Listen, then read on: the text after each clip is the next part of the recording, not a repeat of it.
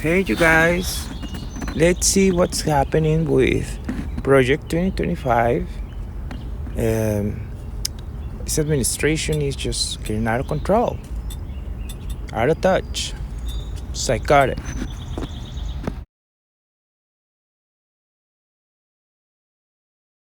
I'm snapping about it. Trump is actually implementing it. So for those of you who are like, oh, he's not going to do that. He said he doesn't know anything about it. MAGA, y'all are idiots. You cannot keep falling for this man's lies. He lies, lies, lies, lies, lies. All right. So Project 2025 goal is to insert Christian national ideology into the mainstream. I'm a Christian and I don't want that. Right? Because what form of Christianity are you going to shove down my throat? Because I don't believe in all of the crap those MAGA Christians believe in, right? So anyway, he issued an executive order to establish the White House Faith Office. Really?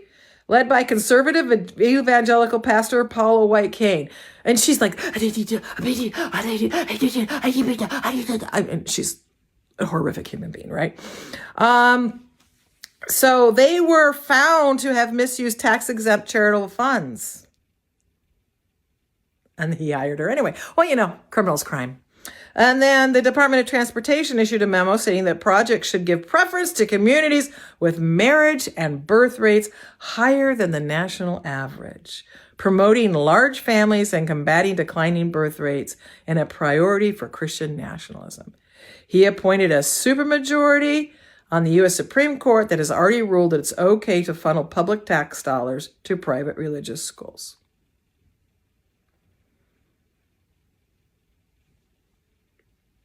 MAGA,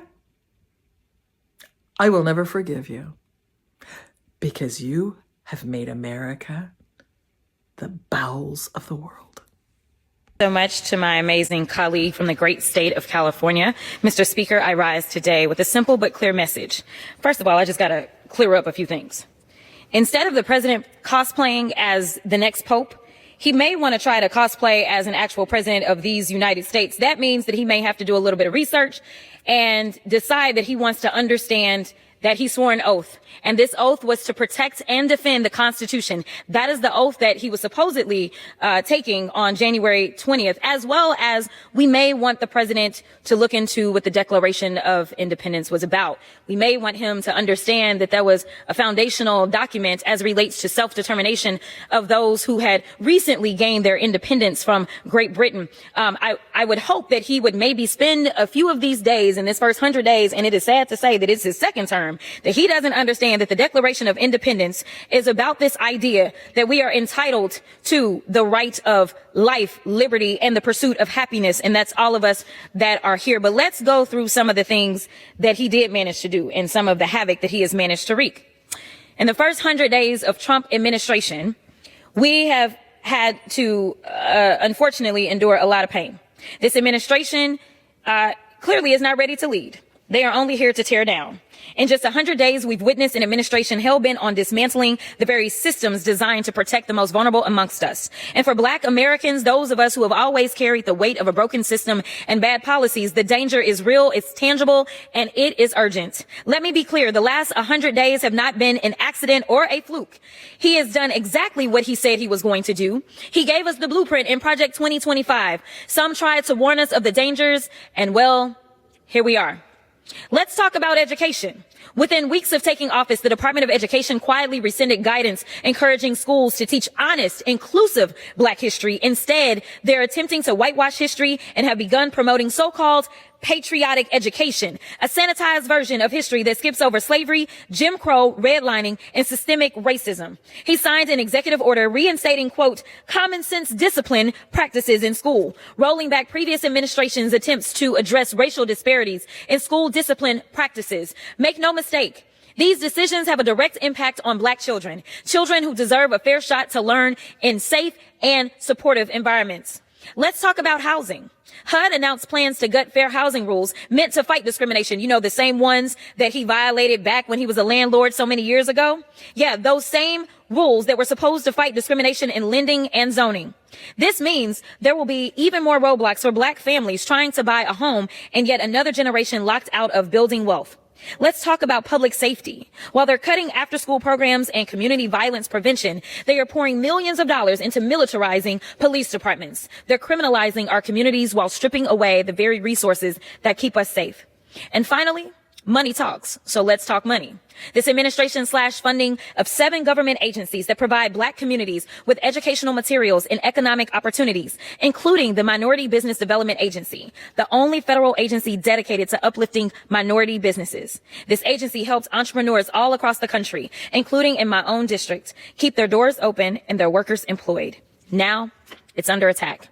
And while all of this is happening, they're dismantling environmental protections and environmental justice, slashing funding for HBCUs, and rolling back civil rights enforcement across federal agencies. Let me repeat what that means. To roll back civil rights enforcement across federal agencies. This is the so-called DEI attacks that we continue to endure in this country. This is their way of trying to roll back the Civil Rights Act of 1964 that so many died and bled for. Mr. Speaker, this is not just about policy disagreement. This is about direct attacks on Black futures, Black prosperity, and Black freedom. This is about right versus wrong, point blank. But here's what they don't understand. We've seen this playbook, and every time they've attempted to silence us, erase us, and hold us down, we've resisted and we've pushed this country closer to the ideals it claims to hold. They are trying to bury us. But what they don't realize is that we are seeds and still we rise. I stand here a proud Black woman and a proud member of the Congressional Black Caucus, and I refuse to stand by while this administration tries to turn back the hands of time. We will resist. We will continue speaking truth to power, and we will keep organizing until everybody is free. Because in the words of Fannie Lou Hamer, nobody's free until everybody's free. I yield back. So much until everybody's free. I yield back.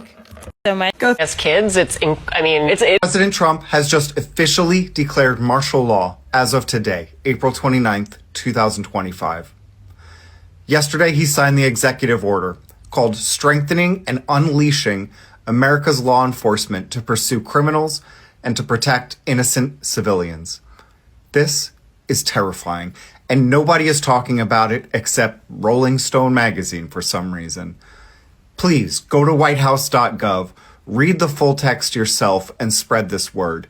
In summary, he declares that the military, the police, and ICE shall be unleashed into the streets of America to root out anything they declare as crime. They will be shielded from any prosecution for wrongdoing of any kind. If a civil official stands in their way, they will be prosecuted as a criminal. What this means is that no warrants will be needed by anyone. If you get murdered by ICE, that's legal. If a judge or an attorney tries to prosecute them, they will be arrested themselves.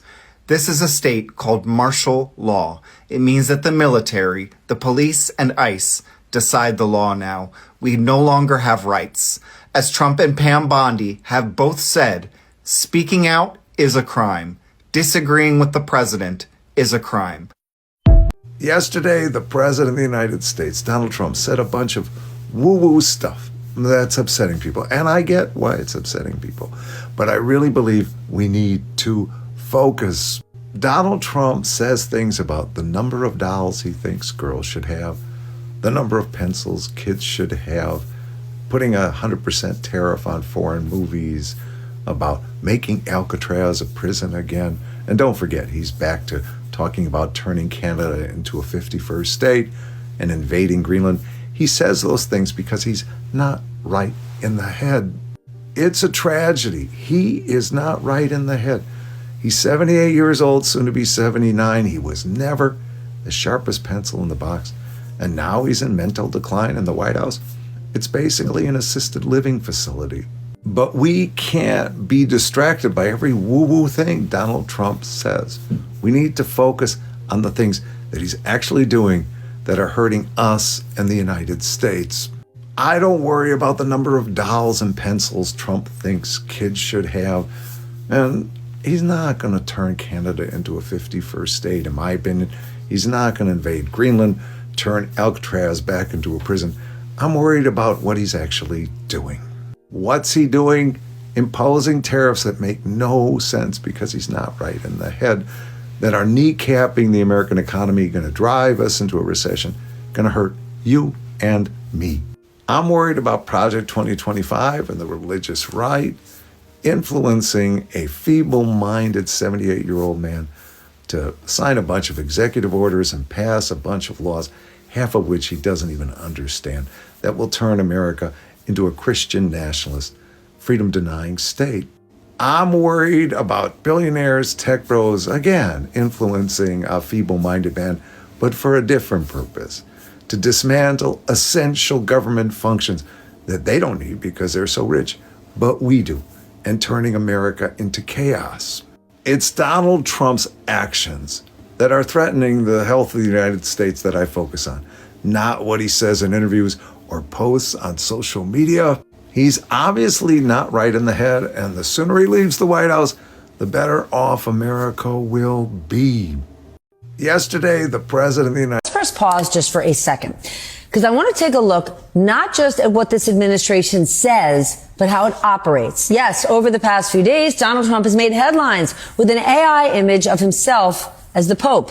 Grand ideas for rebuilding and opening Alcatraz and slapping tariffs on foreign films. But I do not want those stories to distract us. And instead, I want to take a moment to look at the stories that Donald Trump is not talking about. Last week, a United Arab Emirates state-backed investment firm put $2 billion in one of Donald Trump's cryptocurrencies. The deal was announced by Zach Witkoff. You recognize that name? He's the co-founder of the Trump family crypto venture, World Liberty Financial. But he is also the son of Trump's longtime friend and special Middle East envoy, Steve Witkoff. You know, the guy who's been negotiating with Putin. Also on the stage when they made that announcement, Eric Trump. This deal would be a massive windfall for World Liberty Financial, which, as the New York Times has reported, is largely owned by a Trump family corporate entity. And on that very same day, Bloomberg reported that the U.S. is considering easing restrictions on NVIDIA selling chips, guess where? To the UAE. This would be a huge win for that country. Its progress on AI has been limited by the Biden administration's rules on chips. And now Donald Trump is set to visit the UAE as part of his Middle East trip. Guess when? Next week. And here's another story that I'm guessing you missed, wasn't on your radar, but let's put it there. An international trucking logistics company just bought 20 million of Trump's crypto coins. Maybe they're not trying to buy influence on trade policy. Maybe they are. But my question is, why exactly would a trucking company roll the dice on a meme coin that just happens to benefit the President of the United States? It is reports like this that have us asking over and over, is this White House for sale? I wanted to hop on here really quickly because I wanted to talk to you about someone that you may not have heard of who is associated with the administration and has been very influential in policymaking, but that has really been flying under the radar. And I think he needs to be exposed for being more consequential than he has been to this point. The person's name is Curtis Yarvin.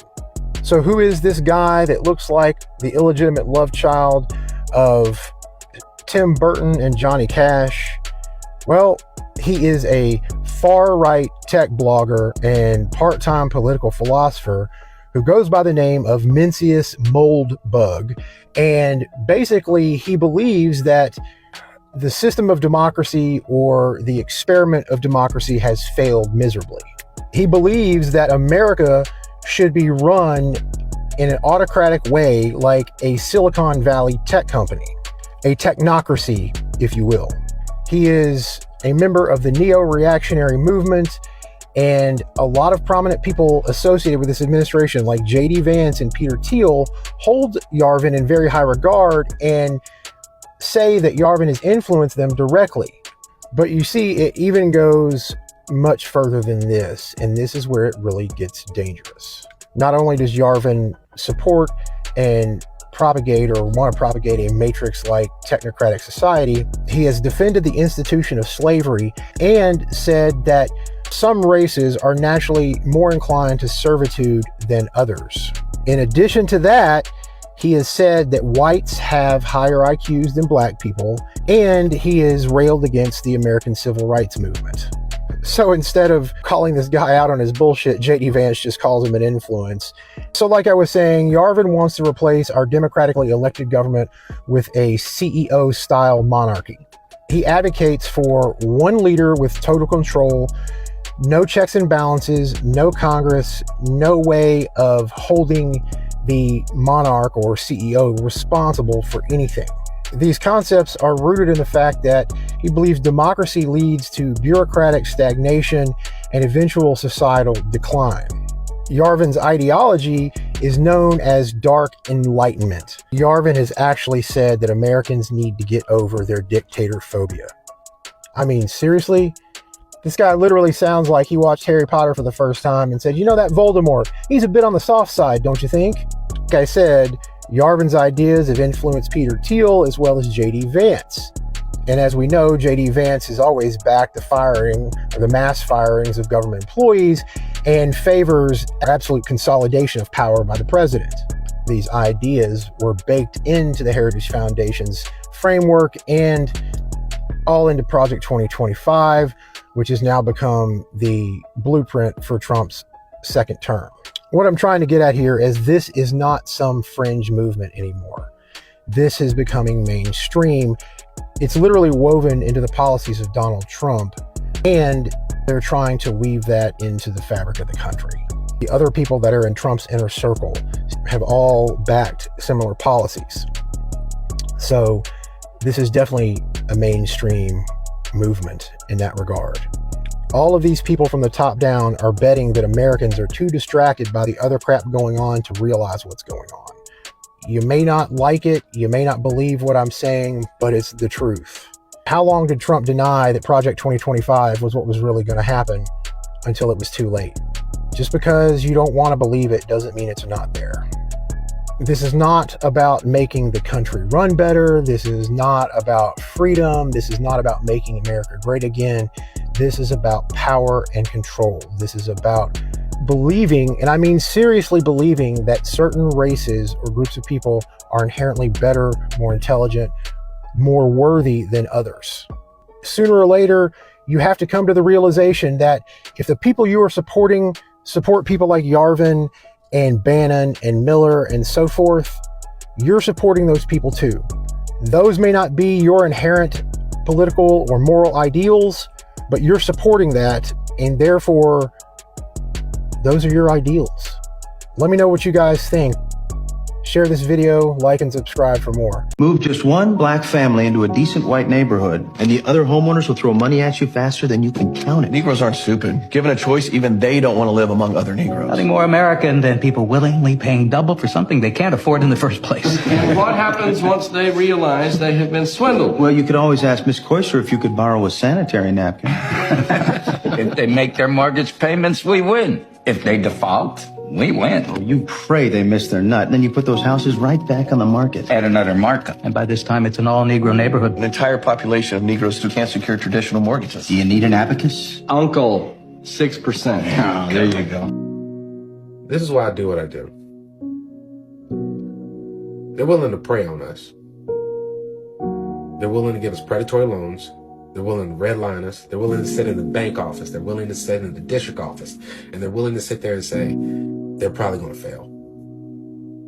And at the end, we're going to walk in and gentrify the whole place.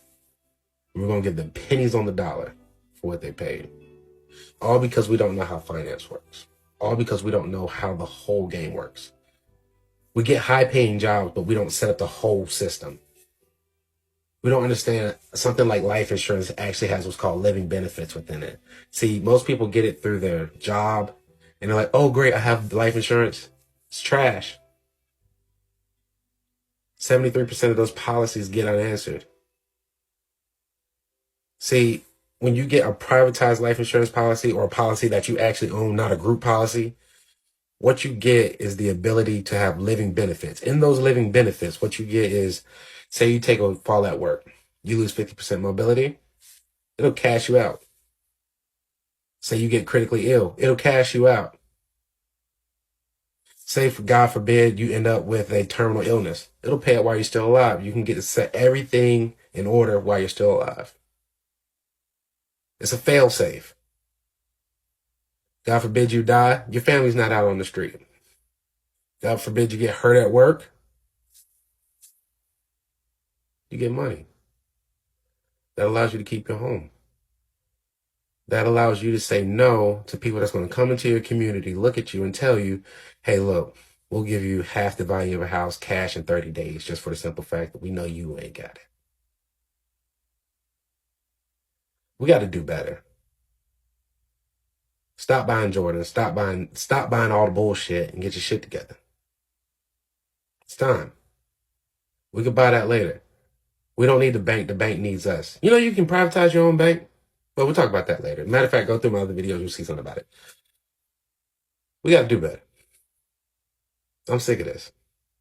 And I'm going to fight every single day. And I'm going to bother y'all. And I'm going to aggravate y'all until I make sure that everybody I know has policy.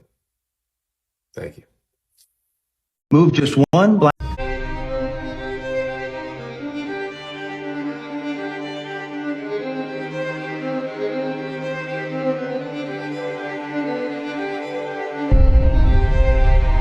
There were times where I thought I would never be saying this, but the Project 2025 index is done. If you've been following along, I have been indexing all of Project 2025, all 890 pages, so we can track their objectives against what the Trump administration is doing. The index is complete. You can get there by going right up here. When you open that link, it will take you to this and just click on this one. Now, I want to show you what it will look like and so what you can expect. Please keep in mind, I still have to add in the tracking aspect of this. So in terms of everything Trump has already done, that aligns with Project 2025 in this sheet as well. I'm going to do my best just to track everything the administration is doing, but let me show you. When you open the link, the first thing you're going to see is the graphs page. I'm going to be adding more graphs, but I wanted to get up some of the basic ones. So this one is count of all of the objectives by their affected area. And as you can see, there are a lot of affected areas. Some have more than one. Actioned is currently empty. This chart will populate once I start putting in the tracking of it, which I'm going to try and do today. I also have this chart by type. I might rename it, but are they trying to repeal, change what's going on, block something, deregulate, eliminate, implement, reform, etc. And then currently the last chart I have is count by author because people really wanted to see who exactly was involved in this. Up in the top left corner, right under the title, you will see the 3 different pages. So this is the full index. Like I said, there is going to be this bar across the top on all of the pages, so you can see the last time it was updated. But this is the full index of Project 2025 and all of the objectives. In here, I have the page number in Project 2025. Actually, I just remembered, I want to put a link to the document so you can go view if you want, but imagine that'll be here, what the objectives are, who the author was, again, the type, reform, continuation. And because they are trying to continue a lot of things that are ongoing, like support for Israel, but I wanted to track that as well. Affected areas, and then this is where I'll be filling in the action and tracking information. What was the action taken? What was it? What was the date? Were challenges? I'm going to try and fill this out later. But if you want to see everything that's in Project 2025, you can find that here. And I'm sharing this to web, so this is like if you Control F or Command F and you search for a keyword, it'll show you the different examples and where that's mentioned.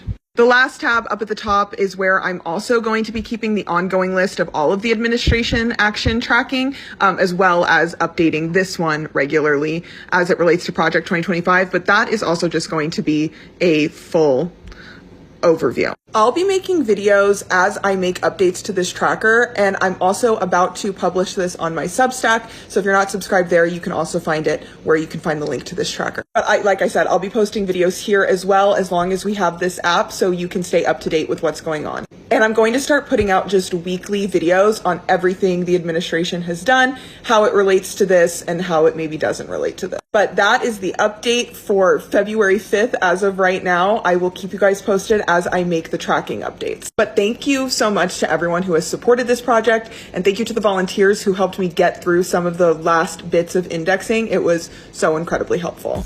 So here we have the Project 2025 tracker, and the overall progress, as you can see on the blue bar, is roughly 1/3. 1/3 of their initiatives have been completed.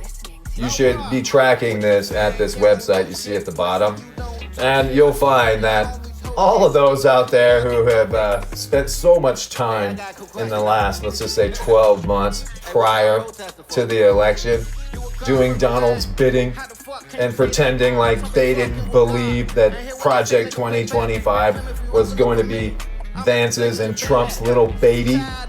I mean, they lied over and over, not just about that. Literally, that's all Donald Trump does, is lie in general. So if you believe things that Trump says, look, you don't need a psychiatrist, you need a fucking plumber. You need a plumber because you got shit stuck in between your ears. And maybe that's the only way they'll be able to snake that shit out of there and you can fucking see a little bit more clearly. I don't know anything about Project 2025. Right. So anyways, there's the tracking device for this project, magically of the year 2025. So they can give the country back to the people and take down the deep state. So 100 organizations, right? All these fucking super right-wing, conservative, religious, fundamentalist, fucking fascist, racist shit piles like the Heritage Foundation and Ginny Thomas specifically. These shit piles, because that's what they are, Donald Trump is the biggest shit pile of them all because he's the celebrity moron that fucking can sell this shit to people by lying and saying he isn't gonna do it. And then the cult members go and vote for Donald Trump, and then he fucking does it anyway and laughs his ass off and how fucking stupid his voting base is while we're all stuck in a magnified world of a bunch of the most ignorant fucking followers. These cultist followers, because that's what they are following each other straight into a guillotine. And they're taking us with them. That's why nobody likes the maggots.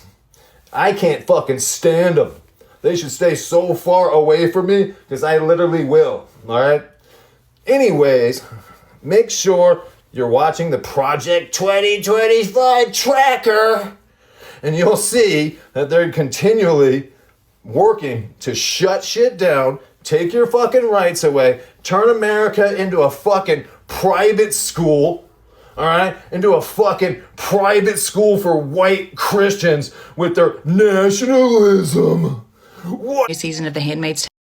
I'm writing my master's thesis on Project 2025. Here's the history you should know. Part 5, the Trump administration. Part of a playlist called Project 2025 linked below. Please like and follow and check out the playlist so that you get caught up on the religious right and Christian nationalism as it evolved from the Carter through the Reagan through the 80s and 90s into the Bush administration, Obama administration, and now today we are talking about the Trump administration. So to recap, we talked about how post 9/11 was a surge of American nationalism combined with Christian sentiment, this intense view that was America and it was the Bible and it was them against the world and the Middle East. And a lot of them were upset that George Bush was not taking the nationalist bait. They were upset that George W. Bush was meeting with pro-Muslim leaders to maintain peace building and peacemaking conversations. So the religious right is getting upset that Washington has lost the plot. They're convinced that Washington has sold out, that they're not here for the Christian right-wing Americans anymore, and they're disgruntled. And so then, on the other side, of course, the left is upset with Bush and the Republicans, and in comes Obama, which upsets the religious right even more. I have made the case multiple times throughout this series to show how this is rooted in racism. And so for a black man to ascend to the presidency, to be pro-LGBT marriage, to mandate that employers cover contraceptives under the Obamacare, and to be a more, how do I want to say this, a more secular president, even though he claims Christianity and even though he did at times talk about God in his speeches, he was not this pro-Jesus president that they wanted. So all of these things are coming together. And then what do we have? We have Hillary Clinton, a female who is Washington establishment, versus Trump. I have also shown how much sexism is part of this religious right movement. I've talked about Roe v. Wade quite a bit. Now they're upset because this is 2016. Women have become much more educated. Women are ascending into leadership positions in the office. Women are divorcing husbands because they no longer want the dual labor of working a full-time job and coming home and being the sole caretaker of the home. It's no longer the 1960s. So while yes, women are going to work and they're going on to higher education and they are having this whole sense of identity and empowerment by their own choice, there is also this whole other side of it in which Reaganomics created this economy of the dual income household. Women have to work. Even if they didn't want to, the economy is such that they have to. So this idea of women who work being lesser or inferior as Christians is a byproduct of their own making. And these right-wing Christian men are feeling emasculated. They have this whole belief system that is predicated on a hierarchy where it is the husband and the man at the top with women below, and for them to have to answer to women at the workplace, for them to be less educated than women. There's this sense of emasculation combined with reports that the white population will be in the minority by 2042, and they're feeling on all in that whiteness is dying, that masculinity is dying, and they are looking for a hero. They're looking for an answer. Andrew Whitehead and his team are the leading scholars on white Christian nationalism in the United States, and they have cited, his team has cited, that the reasons for folks to vote Trump in 2016, number 1 was sexism, 2 was anti-black sentiment, 3 was xenophobia, and then 4 was economic reasons. And so these men are feeling like they need a hero, a sense of identity, a place. They feel like they're losing control, they're losing power. And Trump walks in and he's got this John Wayne, rugged individualism, tells it like it is. He's encouraging folks to just grab women by the... And he is now representing what it means to be a man's man. He's also using the same thinly veiled racist language that Reagan was using back in the 70s. So you have all of this now, right? Where does the religious right fall into this? So just like the religious right buddied up with oil and coal and energy companies back in the 70s and 80s because of their shared hatred of the government over regulations, they're now doing this with tech companies. They not only are producing movies and shows and pushing them on streaming sites, but they are pouring millions, if not billions, into the social media podcasting world, especially targeting young men. Much of the social media and YouTube content for these podcasters that they're pushing isn't even necessarily religious. It's just conservative. They're also heavily backing country music artists because country music polls well with conservatives. They're using social media data to target users that have a data profile of them possibly being low income, low educated, possibly in debt or some sort of substance use or mental health disorder, and they are pushing Christian content their way. And then Focus on the Family, amongst other large organizations like that, is now distributing Sunday school, sermon, vacation Bible school, Bible study material nationwide every week so that all these people, or most of these people, are on the same page. They're getting the exact same type of material, and it is all inherently conservative, Christian, right-wing, and nationalistic. They have partnered up with Turning Point USA to go into college campuses to not only speak out against anti-Christian or liberal education, but to promote the submitting of names of college professors that are teaching anything anti-Christian or liberal. They're also holding mass rallies, of which they're having celebrities such as country music stars or wrestlers or athletes come and speak, as well as singing Christian hymns, singing patriotic hymns. A major guest speaker who would come and do their sermons was Eric Trump. Not only are they doing all of this embroiled with Jesus and Christianity and the flag, they're baptizing people at these events. In fact, I think one of the largest baptisms that they held at one of these events was 5,000 people got baptized after buying a MAGA hat at this Christian rally.